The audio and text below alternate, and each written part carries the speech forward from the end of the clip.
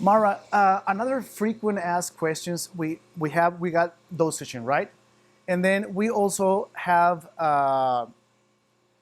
the period of time where they should be getting the medicine. Like, do people have to take it all of their life, or is it just a period of time, and then if they're feeling better, they stop taking it? Because what I do notice within my personal experience with my son is that if I don't give him his CBD in the morning before go to school, the next day I start noticing that he stops being clear on his words. Like the anxiety starts beating him. Like he starts not controlling that anxiety, and then he starts not being clear again. So I think, on my experience, that this is like for a long-term use. Am I right, or what is your take on this? Very good question. And unfortunately, the answer I'm going to give you is not going to be a satisfying one, because it depends. Okay. It depends on the diagnosis. Okay. Depends on what you're treating. If somebody breaks their leg and they're using it for pain while their leg is healing, or they have surgery and they're healing from surgery, then they're going to use it for the period of time until they heal. But if a person is using it for a chronic illness, like anxiety, epilepsy, cancer, insomnia, autism disorder, there's a myriad of disorders, Parkinson's, multiple sclerosis. I mean, things that are chronic illnesses that you have that don't have an end date. The cannabis can't have an end date. It has to be forever. Now, I will say with cancer in particular, we need to do more research. I always will preface what I say with that we have to do more research. However, having said that, what I have been doing, or what we've been doing with our doctors and our patients for this last decade plus, is while somebody is actively treating cancer, whether it's with chemotherapy, radiation, whatever it is they're doing, during that time, we have them on a very high dose of cannabinoids. Okay. Once they have completed all their treatments and they receive from their scans or blood work or whatever that there's no evidence of disease, so they're in remission. Once they're in remission, we want them to go through 2 scanning time periods before we then will say, okay, maybe the first one shows, but how about another 3 months, 6 months? What's it going to look like then? Once they have 2 complete cycles of showing no evidence of disease, then we will reduce by about 25%, we'll reduce the cannabinoid dosing content for the day. Okay. After a couple of years, they still stay, we keep it, and then we start dropping it a little bit, but we never go below between 25 and 50% of the therapeutic dose. So if somebody was for the purpose of mathematics, I'll make it easy. If somebody was on 400 milligrams total cannabinoids, that could be combined THC, CBD, THCA, whatever. So combine of that 400. And after 2 cycles of being clear, we'll have them at 300. And maybe in a couple years, we might drop them down to 200. And then they'll stay somewhere between 1 and 200 forever. Okay, so what I understand from your answer, thank you for your answer, is that we kind of have like 3 types. We have injuries, we have chronic illnesses, and we have, can we say, like special needs situations? That's also a chronic. Would you consider, okay, so epilepsy, autism, will be considered a chronic illness also? If it has, as far as I'm concerned, if it has a ICD-10 code, which is a diagnostic code that the insurance company uses to pay for coverage, okay, then it's an illness. Then it's an illness. Right. Okay, so we're going to have chronic illnesses on this side and injuries on this side. Yeah, you're going to have acute versus chronic. It's called acute. Okay. Right? Acute is you're in a car accident, you hurt your neck, and it's while you're healing, you need something to relax your muscles and all that. That would be an acute. And then chronic would be if, as a result of that car accident and the whiplash, you now have a permanent injury to your spine. Oh. Right. So oftentimes what happens is, well,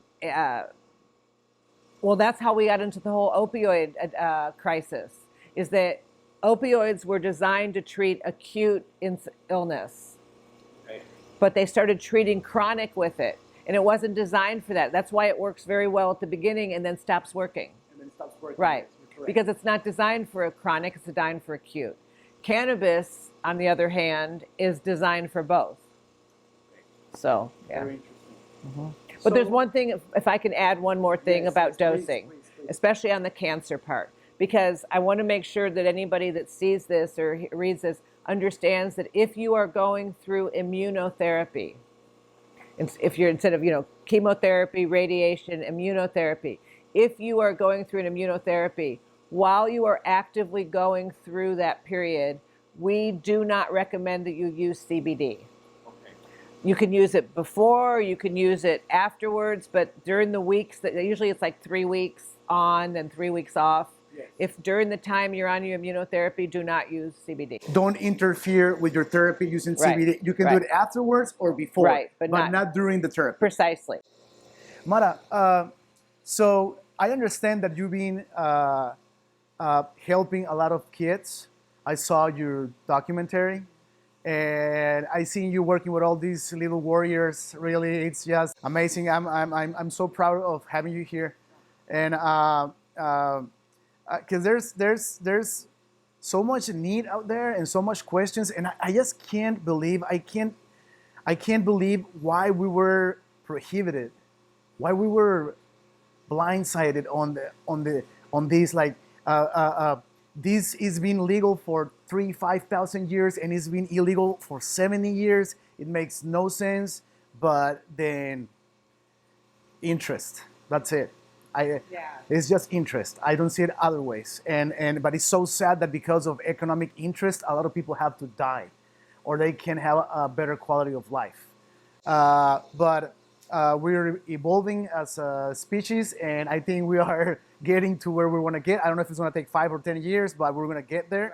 Right. And we're doing our best. I know that we're trying to help. And so, Mara, this is very, very, very interesting. Because we had all of these questions. So now for our Mexican audience, now that you live down there, because after we show this to our audience, there's going to be questions. That's no doubt about that. So they're going to be asking us like, can Mara consult for us because we have this situation with this loved one or what? So are you willing? Are you kind of like retired down in La Paz, or you're gonna keep doing what you do?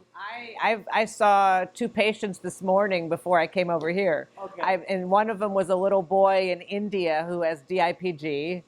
It's a brain tumor in the brainstem. Oh my God. Yeah, and then and the other one was a 76-year-old man with tongue cancer. I mean, I'm still every day I see people. I help people. Okay. Because I have the doctors that work with me that I run after of course, I've been doing this so long, and I trained most of them in the endocannabinoid system, but I have them to be overseeing to make sure, like I set up all the protocols, but I always run it by a physician to make sure that they agree that there's no counter indications with drug-on-drug interactions and things like that. But absolutely, I'm happy to help. One of the things that I'm looking to do is to start I'm already doing an online education program for physicians. It's called We Can Academy. And it's out of Brazil. And everything is in English, Spanish, and Portuguese.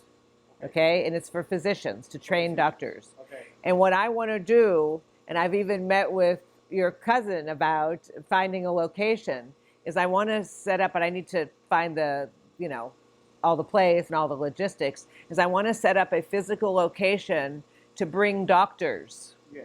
Where we can train them and have patients come and them do like hands-on experience working with patients. Okay. So that patients could then come and be seen by real doctors while we're training the doctors. So it would be like the patients would benefit, the doctors would benefit from each other.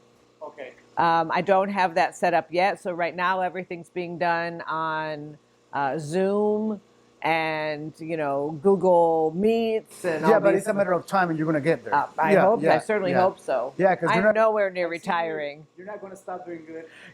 Somebody asked me what I would do when I would retire, and I said I'll come up with a way to have a business about being retired. Yeah, That's so nice. so when you're an entrepreneur, I like to think that I think outside the box. So I'm always going to be looking outside the box for something to do. Thank you so much. Of course. Here at Baja Green Labs, we're doing in San Diego. We're established in San Diego, California, and we grow hemp. We do extraction, but we want to base our formulations on experience, not just on what we see out there. And so we want to learn from the best, from people that have many years of experience to understand about formulating, because it's not just what you think that it might help. You need to hear from the experts, from experience, to work on your formulation. So I'm very pleased and glad that you took the time to come and visit us. Mara, it's always a pleasure. Okay, y para toda nuestra audiencia en Latinoamérica, para toda nuestra audiencia en México, si tienen preguntas, Mara Gordon se encuentra actualmente viviendo en La Paz, Baja California Sur. Podemos organizar a lo mejor una videoconferencia, una Zoom meeting, and we can work. Podemos trabajar en videoconferencias para poder escuchar sus necesidades de sus seres queridos, y podemos comenzar por ahí, y así ya ustedes sabrán qué utilizar para sus seres queridos. Les agradecemos mucho el tiempo y el espacio. Mara, thank you very much for your time. My pleasure. And let's go work on formulations. Thank you so much.